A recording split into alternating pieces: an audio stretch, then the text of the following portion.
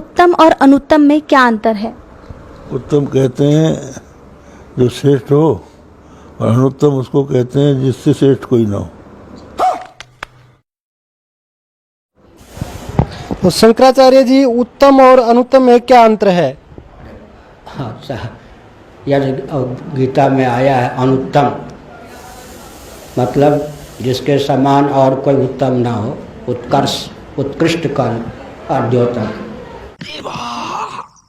ये गड़बड़ है बाबा। उत्तम और अनुत्तम में क्या अंतर है?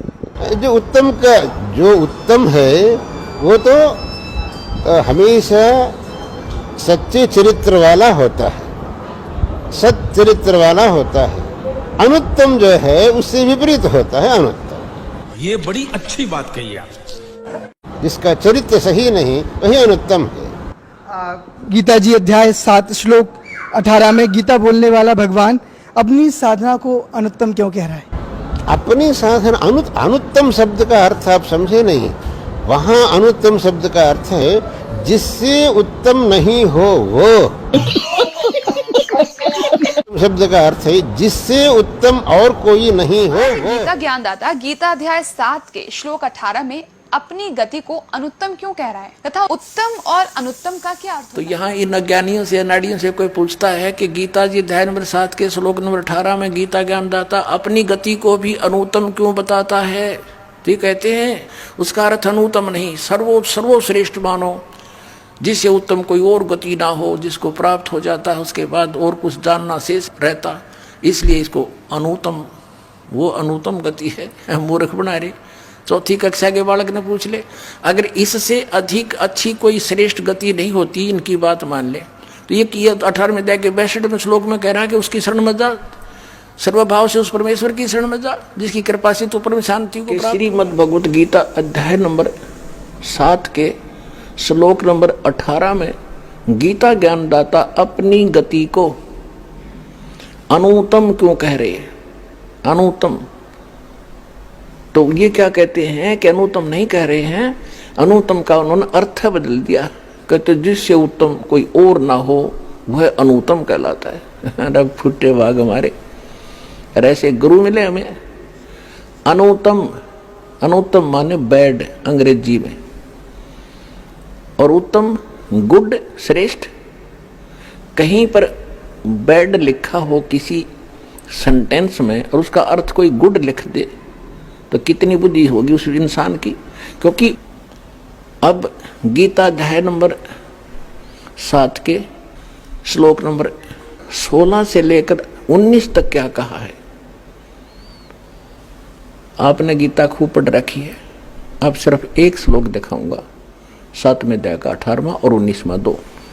उसमें क्या कहा है कि ये सभी मेरी भक्ति, यो 7वें अध्याय के 14वें श्लोक में कहा ना, ये मेरी भक्ति।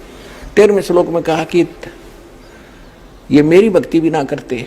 तो अब 7वें अध्याय के 16वें श्लोक में कहा कि मेरी भक्ति भी अर्जुन 4 प्रकार के करते हैं। यानी जो ब्रह्म साधना करते हैं, वेदों अनुसार साधना करते हैं, वो 4 प्रकार के हैं। एक अर्थार्थी माने तो धन लाभ प्राप्ति के लिए जंतर मंत्र भी करता है, तो वेदों के मंत्रों से ही अनुष्ठान करता है। वो ओम जय जगदीश रे, स्वामी जय जगदीश रे, जय गणेश देवा, इस तरह की आरती नहीं गाता वो केवल वेद मंत्रों से ही अनुष्ठान करता है। लेकिन फिर अर्थ माने संकट निवारण के लिए वो भी वेदों के मंत्रों से ही अपना अनुष्ठान करता है। और तीसरा जिज्ञासु होता है, घर से निकलता परमात्मा प्राप्ति के लिए। फिर बहुत से संतों के पास से जो ज्ञान ग्रहण करता है उसका वक्ता बन जाता है। ये भी काम नकली है। ये तीनों रिजेक्ट कर दिए। और चौथा बताया ज्ञानी उसको कहते हैं जिसको ये पता लग गया, आत्मज्ञान हो गया कि मनुष्य जीवन परमात्मा प्राप्ति के लिए ही प्राप्त होता है। फिर परमात्मा ज्ञान हुआ कि पूर्ण परमात्मा के बिना मोक्ष नहीं हो सकता, न देवताओं की पूजा से, केवल पूर्ण परमात्मा से ही, भक्ति से ही मोक्ष होगा। तो इन संत ऋषियों को, महर्षियों को तत्वदर्शी संत ना मिला, जिस कारण से इन्होंने अपन निष्कर्ष करके ब्रह्मा जी से प्राप्त ज्ञान के आधार से ओम नाम को परम अक्षर ब्रह्म का मान लिया, आग के अंगार को बर्फ मान लिया अज्ञानता से।